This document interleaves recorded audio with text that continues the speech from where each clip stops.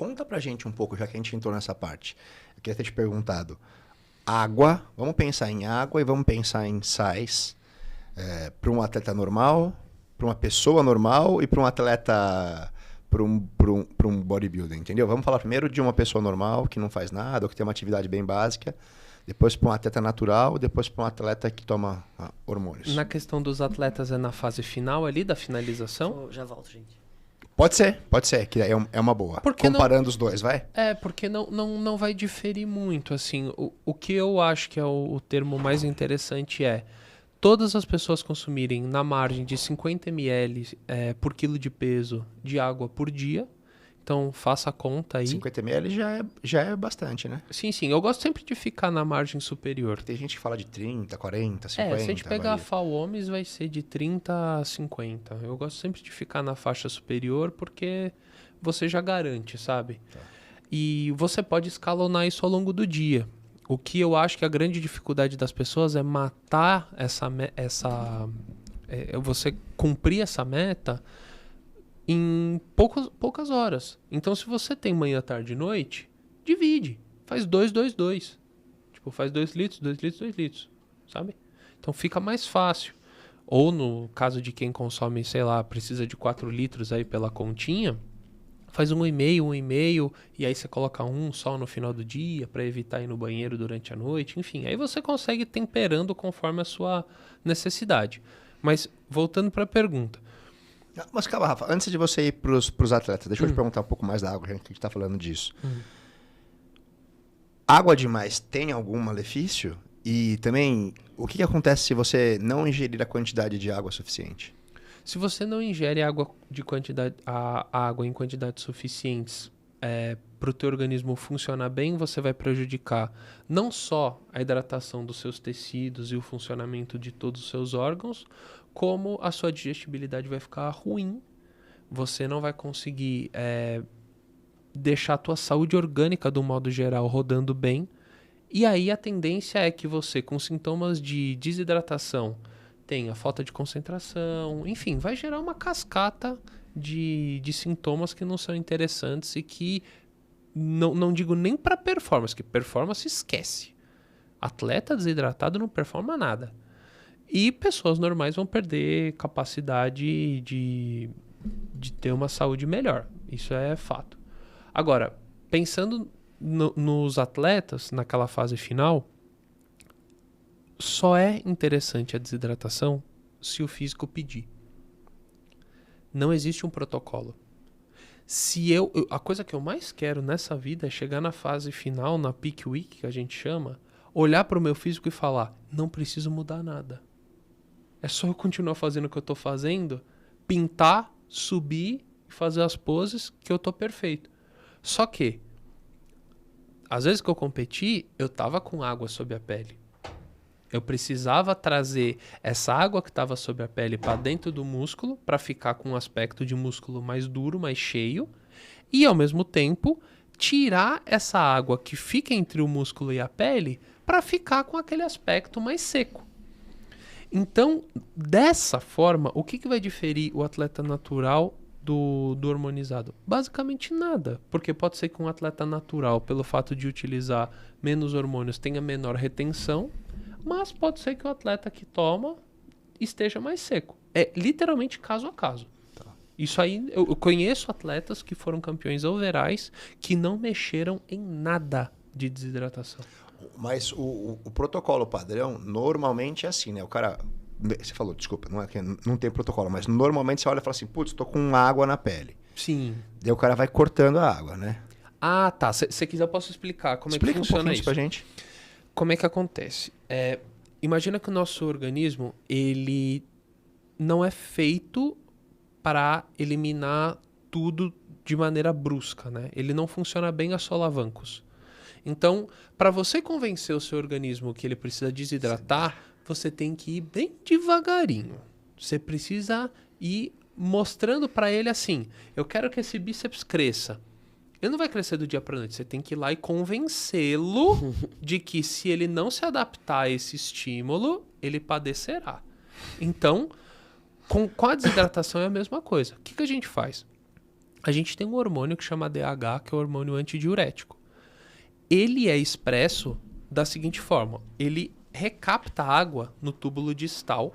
Então, quando você tá para eliminar essa água, ele vai lá e... Opa, não vai embora não. Fica aqui. Conforme você vai tomando mais água ao longo da semana, fazendo uma escadinha crescente de consumo de água, você inibe esse hormônio antidiurético, que, como o próprio nome sugere, inibe a diurese. Então você passa a excretar. Ele fala, bom, beleza, tá sobrando, vai. Só que você vai aumentando. Ah, não, tá sobrando, então vou inibir um pouco mais esse hormônio. Vou mandar mais embora, tá sobrando mais. Só que, conforme você vai inibindo, tem uma hora que você para de consumir. Seu organismo tem um tempo para contrarregular. Então, ele, nessa faixa em que você estava consumindo pra caramba, você diminuiu e, se for o caso, cortou ou está consumindo muito pouco, ele ainda não contrabalanceou. Então, ele continua eliminando como se a água estivesse aqui no talo, só que agora você está consumindo pouco. E aí você manda a água embora pra caramba e desidrata. E aí nessa hora você joga bastante carbo também, que é aquele lance de você tentar dar o pump, puxar da pele pra dentro do músculo, né? Aí que tá a mágica. Lembra que a gente estava conversando no começo de você fazer a formatação do glicogênio para chegar cheio e etc? Ó, vou dar um dos macetes aqui, hein? Imagina que você tem aqui uma escala crescente de água, de consumo de água, e aqui você tem o decréscimo. Se você tem o dia D da competição aqui, e você tem toda uma preparação aqui para trás, não é interessante nas semanas anteriores, ao longo da preparação, você fazer testes de quanto tempo você demora para encher? Se você faz esse teste e você chega à conclusão de que, ok, eu preciso de 2 dias para encher, e o primeiro dia precisa ser o dia mais porrada, o que você pode fazer? Normalmente é mais ou menos isso que acontece, né, na maioria dos organismos. No dia em que você está com a hidratação mais alta, que você ainda não cortou, é o dia que você vai carbar. Porque você vai ter água para formatar o glicogênio. Quando você diminuir, você pode até continuar carbando, mas você já carba um pouco menos, porque a tua intenção é manter aquele pump que você construiu, que você conquistou, no dia anterior, com alta hidratação. Então você basicamente, aqui no pico, você consome a quantidade de carboidrato, buf, encheu. Corta a água. No dia seguinte você diminui. Consome um pouco mais consome o carboidrato ali na régua e aí não pode errar. Aqui não pode errar. Porque aqui, se você colocar carboidrato de menos, você vai esvaziar e já está desidratando, não dá tempo de recuperar. Mas se você acertar, no outro dia, a hora que você tiver eliminado o excesso de água, você já formatou esse glicogênio aqui do dia da supercompensação, tá grande, tá duro e tá sem água. Então você fica no melhor dos mundos. Você fica cheio, denso, mas sem água sob a pele. Só que falar é fácil, né? É difícil fazer, né? O duro é você fazer. E acertar todas essas... Então a maioria dos caras testa mesmo, não é um protocolo padrão. Sim. Não, e Era às esse vezes papo testam que vocês na estavam... competição também, né? Às vezes o cara vai e faz a primeira preparação e erra, né? Exato, mas é muito comum. É por isso que... Ah, a gente já viu o Norton falando algumas vezes que ele teve até cãibra no palco e tal. Então, aí você imagina, quanto mais variáveis você coloca nisso, mais complexo fica. Eu fiz sem utilização de hormônios, sem utilização de diuréticos, sem utilização de fármacos. Se eu coloco um Lasix, se eu coloco um furosemida, eu estou colocando mais uma variável na jogada. E às vezes, durante a preparação inteira, quando eu fiz os testes de carb up, eu fiz 100. Não era necessário colocar. Mas aí o fato de você colocar uma variável pode cagar, Pode falar cagar. todo o seu processo. E ainda tem uns caras que jogam um pouco de insulina no dia do refeed, né? Tem, e aí Pra também fica... puxar mais água? E aí, Só que aí é foda. Aí não A pode errar insulina- mesmo, senão morre, né? Nossa, então, é a perigosíssimo. insulina, na verdade, o que ela vai fazer? Ela vai puxar todo ou grande parte da glicose que você tem ali na corrente sanguínea para dentro da célula.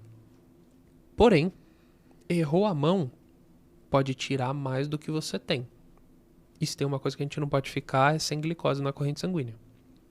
E aí lascou.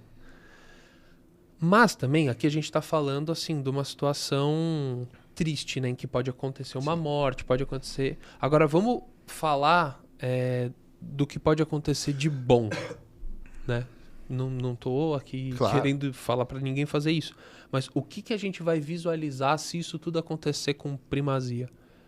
O cara vai ficar bom pra caramba. O cara vai ficar muito cheio bom. E denso, né? Que ele vai ficar muito cheio. Vai ficar sem água. E vai ficar envelopado. Vai ficar envelopado. Então é aquele cara que você vai olhar e vai falar assim, meu Deus do céu. Vai ficar que nem o Ítalo tá falando agora. Mais seco que oi de ex. Quem é esse? O Ítalo falou que fica mais seco que oi de ex. Entendeu? Piadinha? Não. Não? Vocês não entenderam? Não. Não? Como que é um oi da sua ex? Ah, eu não entendi o que você falou. Eu entendi ei Oi de de ex. ex, Mais seco que oi de ex. Oi de ex. Agora eu entendi. Eu achei Não, você fala tava- que o cara fica seco igual o oi de ex. E agora eu entendi. A sua Exatamente. dicção não me ajudou. Ah, vocês que estão É, por fora. ele também não tinha entendido. Ele ainda não entendeu. Não, eu entendi. É o de ex. Falei que é um uísque, caralho. Ou de hate, Porra, né? é essa, mano. E tem cara que bebe pra desidratar E tem ex que é legal. no dia. Tem, rola muito. Uma vodiquinha junto com o carb up, os caras fazem. Jura mesmo? Oxi. O cara manda bala, meu. Meu, nossa, imagina como deve bater isso aí no cara que já tá É, deve ficar louco também nas fácil, né? últimas. É muito particular, porque normalmente na última semana o cara não tá dormindo tão bem. Quando ele come o carb up ali na última refeição, ele já vai ficar meio molenga. Se ele toma uma dosinha de vodka, ele vai dormir igual um bebê. Então muitas vezes ele une o útil ao agradável. E tem que ser porcaria mesmo que tem que comer? Tipo, os caras Não, comem um... não. Aí é só porque o cara tá numa restrição e quer comer besteira. O melhor carb up é aquele que você sabe que vai funcionar. Que não é de cair mal também, né? Exato. Então, você vai carbar. Se você fez todos os seus refeeds e deu super certo com o lanche do Madeiro, você vai comer Habib's um dia antes da competição? Come Madeiro. Você já sabe que funciona. Entendeu? Você faz o seu refeed com a bendita do creme de arroz ou com o pão com ovo, vai nele. Não muda. Não muda. É que nem pessoal que vai fazer campeonato, e aí no dia antes fala, agora eu vou comemorar e come pizza. Daí fica com caneira, né? Sim. Nossa. Ou Isso vai tomar um pré-treino que nunca tomou. É, no dia. não vai dar certo. Ou se der Pode certo... dar, mas pode dar bem mal, né? Meu, a chance de não dar legal, É. porque você vai entrar em contato com uma E sensação entram que você outras nunca coisas teve. que você... Exato. Você tá naquele nervosismo, você não... Meu, é complicado. É que nem, assim, eu atendo pessoal, às vezes, que quer passar em concurso, tipo, de juiz, polícia, etc, etc.